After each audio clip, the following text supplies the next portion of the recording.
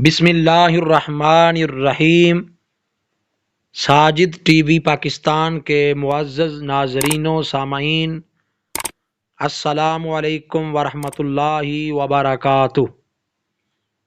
अगर आपको रिज़्क़ की तंगी का सामना है, अगर आपकी ज़िंदगी मुश्किलात से दो चार है, अगर आप तंगदस्ती और मुआशी बदहाली का शिकार हैं, अगर फाकों ने आपकी ज़िंदगी में डेरा डाल रखा है और आप इन मसाइल की वजह से मायूसी का शिकार हैं, तो अब आपको मायूस होने की कोई ज़रूरत नहीं, क्योंकि मायूसी एक बहुत बड़ा गुनाह है और अल्लाह रब्बुल इज़्ज़त मायूस होने वाले शख्स को पसंद नहीं फरमाते। अब उम्मीद की तरफ बढ़ें। हम आपको जो अमल बताने जा रहे हैं, इसको एक बार आजमा के देख लें, इंशाअल्लाह रिज़्क़ के दरवाज़े खुल जाएंगे और आपको तंगदस्ती और फाकों से निजात मिल जाएगी।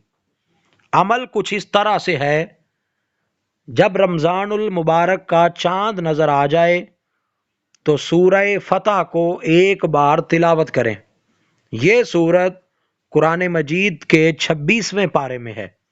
सूरह फतह को एक बार तिलावत करने के बाद 2 रकत नफल तौबा की नीयत से अदा करें।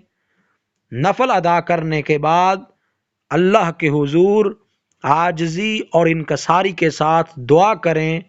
इंशाअल्लाह अल्लाह रब्बुल इज़्ज़त इस नमाज और इस सूरा को पढ़ने की बरकत से अपने फजलो करम से आप पर रिज़्क़ की बारिश फरमाएगा और आपको फाकों और तंग दस्ती से हमेशा के लिए निजात अता फरमा देगा।